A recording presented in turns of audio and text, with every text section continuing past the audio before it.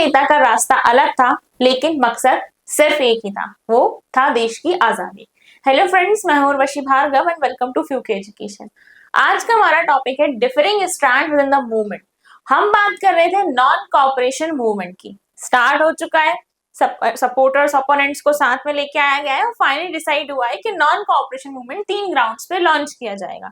हमने देखा था कौन कौन से 3 ग्राउंड्स थे यहाँ पे। फर्स्ट था जलियांवाला बाग के जो ऊपर इनजस्टिस हुआ था, उसमें लोगों को जस्टिस दिलाने की बात की गई थी। कैलिफ जो थे यानी खिलाफत कमेटी की जो डिमांड्स थी उनको साथ लाया गया था और स्वराज की बात रखी गई थी। इन 3 ग्राउंड्स को टॉप पर रख के यहाँ पे बात रखी गई कि खिलाफत मूवमेंट स्टार्ट कर नॉन कॉपरेशन मूवमेंट स्टार्ट कर दिया जाएगा।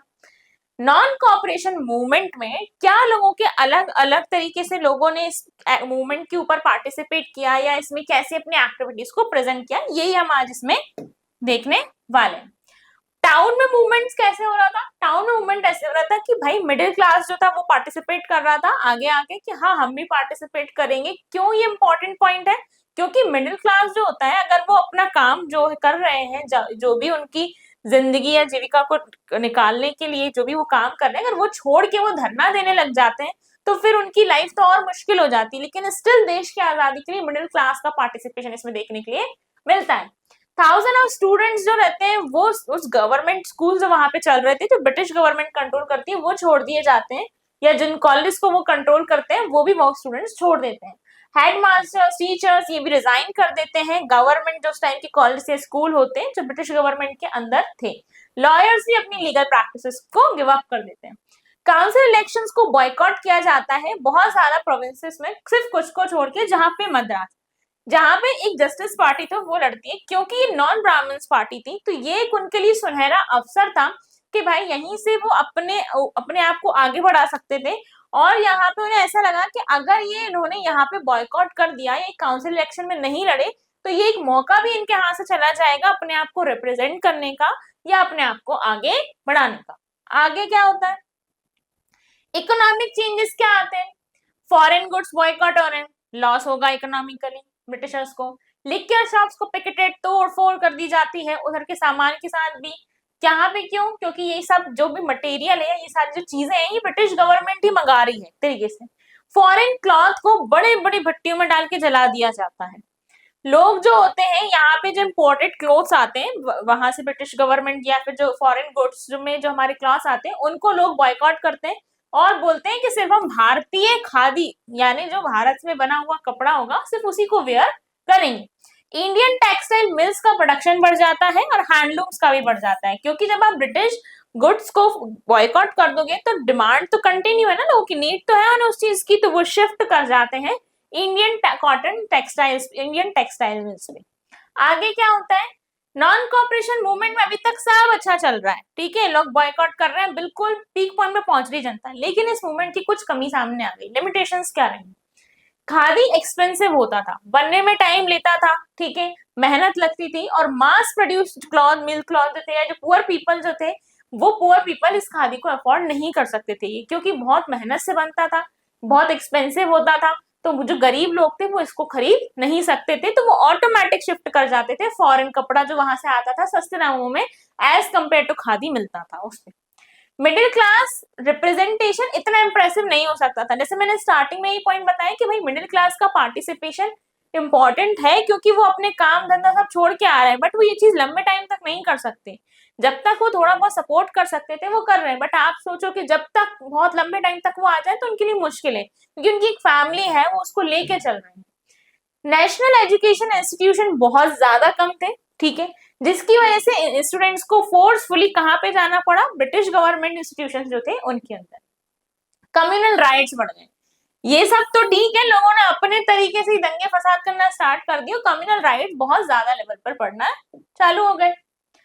सेम टाइम पर ये तो टाउन में कंडीशन हो रही है। अब यहाँ पे पीजेंट मूवमेंट भी होता है कंट्री साइड में। पीजेंट मूवमेंट जो होता है, बाबा रामचंद्र जो रहते हैं वो इसके लीडर होते हैं, एक सन्यासी होते हैं, पहले एक इंडेंजर्ड लेबर की तरह काम कर चुके होते हैं फिजी में। ये मूवमेंट था तालुकदार और लैंडलॉर्ड्स के अगेंस्ट। जो क्या डिमांड करते थे, जो डिमांड करते थे कि भाई हाई रेंट्स आपसे ले लिए जाएंगे और यहाँ पे अलग अलग तरह के उनके ऊपर सेस लगा देना कि ये टैक्स आपके ऊपर लग रहा है इस चीज का, ये आपको एक तरीके से इंटरेस्ट देना पड़ेगा। इस तरीके से बहुत भारी अमाउंट में उनसे रेवेन्यू कलेक्शन करना, उनसे बहुत भारी अमाउंट में रेंट्स का कलेक्शन करना। पीजेंट को एक प्रैक्टिस होती थी जिसका नाम होता था बेगा, वो यहाँ पे करनी पड़ती थी। यहाँ पे यानी कि जब तक उसमें काम करो उनके फार्म्स में, और वो विथआउट पेमेंट उनके यहाँ काम करते थे। ठीक है, एक मजदूर बंधुआ मजदूर की तरह उनके पास काम करेंगे, वेजेस मिलेंगे नहीं मिलेंगे कोई भरोसा नहीं है। ठीक है, एक बेगार की तरह वो वहां पे काम करते थे। कोई सिक्योरिटी नहीं थी पीजेंट्स के टेन्योर की कि वो कितने टाइम तक उनको ये कंडीशन फेस करनी है, कितने टाइम तक उनके साथ ये व्यवहार किया जाएगा। कोई राइट्स नहीं थे लीज रेंट के ऊपर की, जो लैंड उनका उन्होंने रखा है अगर वो मांगने जाते हैं तो क्या अधिकार है कि वो उनसे मांग रहे हैं वापस। कुछ भी फैसिलिटीज पीजेंट्स के पास यहाँ पर नहीं थी। पीजेंट्स अब ये कंडीशन के बाद 3 डिमांड रखते हैं। नॉन कॉपरेशन चल रहा है ना, तो डिमांड रखेंगे रिडक्शन इन रेवेन्यू, भाई रेवेन्यू कम करो, बेगार प्रैक्टिसेस को एबोलिश करो, बंद करवाओ, सोशली बॉयकॉट करो अप्रेसिव लैंड ऑनर्स को, यानी ये जो जो लैंड ऑनर्स हैं जो बहुत अप्रेसिव मेजर्स अडॉप्ट किए हुए हैं और हम पे जो लागू कर रहे हैं उनको बॉयकॉट करना बहुत ज्यादा जरूरी है। एक्शन जो लिए जाते हैं अवध पीजेंट्स के द्वारा, तो ये पीजेंट मूवमेंट टाइप बन जाता है। ठीक है, नॉन कॉपरेशन के टाइम पे न्यायधोबी बांस ऑर्गेनाइज किए जाते हैं पंचायत के द्वारा, और यहाँ पे क्या बोलते हैं कि भाई जो बार्बर या वॉशरमैन की जो प्रैक्टिसेस प्रोवाइड की जा रही है ना उनको खत्म कर दी जाए। अक्टूबर तक औध किसान सभा जैसी कमेटीज बना दी जाती हैं और इसको हेड कौन करते हैं, जवाहरलाल नेहरू और बाबा रामचंद्र, कुछ और लोग भी थे। विद इन अ मंथ इसकी 300 ब्रांचेस खुल जाती हैं, किसकी, औध किसान सभा की, और ये गांव गांव कस्बे कस्बे में जाके बनना चालू हो जाती हैं। ये मूवमेंट 1921 तक फैला और जो हाउसेस ऑफ तालुकदार और मर्चेंट्स के, अब लोग पीजेंट्स इतने अप्रेसिव हो गए कि वो उनके घरों पर ही अटैक करने लगे, तालुकदार और जमींदार या लैंड ओनर जो थे। बाजार को लूटा जाने लगा, ग्रेन्स के जो होर्ड थे उनको ऊपर कब्जा किया जाने लगा, अनाज के ऊपर कब्जा किया जाने लगा। अब हुआ ट्राइबल मूवमेंट, भाई टाउन में क्या कंडीशन हुई पता चल गया, पीजेंट्स की मूवमेंट की क्या कंडीशन हुई पता चल गया, ट्राइबल मूवमेंट। ट्राइबल मूवमेंट्स में गोदम हिल्स, आंध्र प्रदेश में गोदम हिल्स है, वहां पे मिलिटेंट गुरिल्ला मूवमेंट फैलता है। क्या होता है इसमें, गवर्नमेंट जो बड़ा जंगली इलाका था उसको बंद कर देती है और लोगों को वहां घुसने से मना कर देती है। जो आदिवासी हैं, जो उस गांव क्षेत्र में या जो जंगली इलाकों में रह रहे हैं ट्राइबल्स है, उनका तो वही रोजगार है कि जो उनको फॉरेस्ट में कुछ भी मिलेगा वो उसको लेके आएंगे, सेल करेंगे। ठीक है, या फिर वहीं पे अपने कैटल्स को यहाँ पे ग्रेज कराएंगे, या वहीं उनकी जो खाना वगैरह जो उनको मिलता है प्रोवाइड होता है वहीं से वो अरेंज करेंगे। सब बंद कर दिया जाता है कि फ्यूल वुड भी कलेक्ट नहीं करोगे। ठीक है, यहाँ पे इवन उनको फ्रूट्स कलेक्शन के लिए भी रोका जाता है और यहाँ पे उनकी जो लाइवलीहुड है बहुत एक्सट्रीम लेवल पे इफेक्ट हो जाती है। ट्रेडिशनल राइट्स जो थे उनको भी देने से मना किया जाता है। जो अपने जो उनके ट्रेडिशन फॉलो करते थे, जैसे कोई उनका कोई किसी को किसी पेड़ की स्पेसिफिकली पूजा है या कुछ भी वो स्पेसिफिकली अपना कल्चरली फॉलो कर रहे हैं, कोई ट्रेडिशन फॉलो कर रहे हैं, सब चीजों पे रोक लगा देती है ब्रिटिश गवर्नमेंट। अब क्या होता है, एक ट्राइबल रिवॉल्ट स्टार्ट हो जाता है। लीडर कौन है, अल्लूरी सीताराम राजू। ठीक है, यहाँ पे हम पहले देख के आए थे प्रेजेंट्स मूवमेंट में, ठीक है, जिसमें इंपॉर्टेंट थे बाबा रामचंद्र जिन्होंने मूवमेंट स्टार्ट करा है। यहाँ पे है अल्लूरी सीताराम राजू। ये क्लेम करते हैं भाई लोग इनके बारे में कि इनके पास सुपर पावर्स थी। कैसी सुपर पावर्स थी, ये जो थे बिल्कुल करेक्ट एस्ट्रोलॉजिकल प्रोटेक्शन लगाते थे, यानी इनकी कही गई बात पत्थर की लकीर है कि इन्होंने बोल दिया ऐसा होगा तो ऐसा होता था।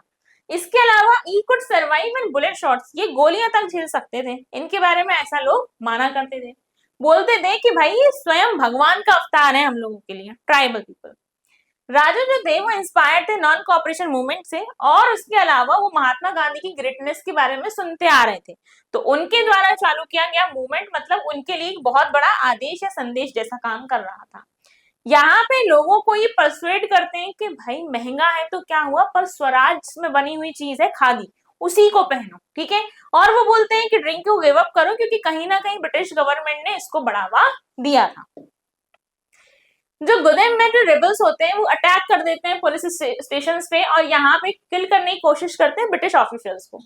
यहाँ पे गुरिल्ला वॉरफेयर जो था वो कहीं ना कहीं स्वराज को अचीव करने के लिए ही इतनी लड़ाई कर रहा था। अल्लूरी सीताराम राजू लेकिन कैप्चर कर लिए जाते हैं और उनको एग्जीक्यूट कर दिया जाता है 1924 में। और यहाँ पे एक फोक हीरो, एक गांव मतलब एक आदिवासी समाज या ट्राइबल मूवमेंट से निकला हुआ एक हीरो जो एक तरीके से लोगों के लिए मिसाल बन रहा था, वो पूरी कहानी खत्म कर दी जाती है वहीं पर। ठीक है, ये एक ट्राइबल मूवमेंट रिगार्डिंग पिक्चर है। हमने देखा टाउन में क्या हुआ, हमने देखा कि भाई पीजेंट्स ने कैसे किया, बाबा रामचंद्र ने कैसे और किसान सभा बनी, ट्राइबल में देखा अल्लूरी सीताराम राजू कैसे रेबल मूवमेंट कर रहे थे। स्वराज एंड प्लांटेशन, अब प्लांटेशन वर्कर्स कैसे स्वराज को समझ रहे थे प्लांटेशन वर्कर्स असम में थे, उनके हिसाब से फ्रीडम का मूवमेंट यहाँ पे ये था कि भाई हमको फ्रीली मूव करने दिया जाए, हम अगर इस पैच ऑफ लैंड से उस पैच ऑफ लैंड पे जा रहे हैं तो हमें जाने दिया जाए। लेकिन उनको बड़ा कन्फाइंड स्पेस में रखा जाता था और उनको मतलब अगर it mean retaining a link with the village from the which they had come, मतलब उनकी एक तरीके से लिंक जो थी अपने गांव से या जहां से वो आ रहे हैं वो भी मुश्किल हो जाती थी। एक एक्ट पास होता है इनलैंड एमिग्रेशन एक्ट ऑफ 1859। यहाँ पे प्लांटेशन वर्कर्स जो होते हैं उनको परमिशन ही नहीं होती है कि वो लीव गार्डन्स में रोम कर सके विदाउट परमिशन, यहाँ वहां जा सके। इनफैक्ट उनको अगर परमिशन मिलती भी थी तो बहुत कम मिलती थी कि वो यहाँ से वहां मूव कर सके। जिस प्लांटेशन स्पेस पे उनको रख दिया गया, जिस फील्ड पे उन्हें छोड़ दिया गया, वो बस वहीं पर काम करेंगे, उन्हें कोई आजादी नहीं है कि वो वहां से दूसरी फील्ड पे जा सकते हैं। Thousands of workers defied the authorities of left plantation and headed home when they heard of non-cooperation movement. लहर सी उठ गई थी कि नॉन कॉपरेशन मूवमेंट आया है। कौन स्टार्ट कर रहा है? महात्मा गांधी ने स्टार्ट किया है। अरे वो तो बहुत महान नेता है और अब तो हमें आजादी मिलके ही रहेगी। ऐसी ही कुछ बातों में यहाँ पे प्लांटेशन वर्कर्स के कानों में गूंजने लगी और ये सब के सब कहाँ पहुंचे? स्टेशन पहुंच गए। उन्हें लगा अब तो गांधी राज आ जाएगा, अब तो हम अपने गांव जा पाएंगे, अब तो कोई दिक्कत ही नहीं है, कैसे हमें ये रोक पाएंगे? ये सब एक्ट वगैरह जो भी पास हो रहे हैं ये सब रोक दिए जाएंगे। Stranded on the way by railway and steam strikes, they were caught by the police and brutally beaten up. Station तक ही महज पहुंच पाए थे और ब्रिटिश गवर्नमेंट की पकड़ में ये आ जाते हैं और इनको बहुत बुरी तरीके से मारा जाता है।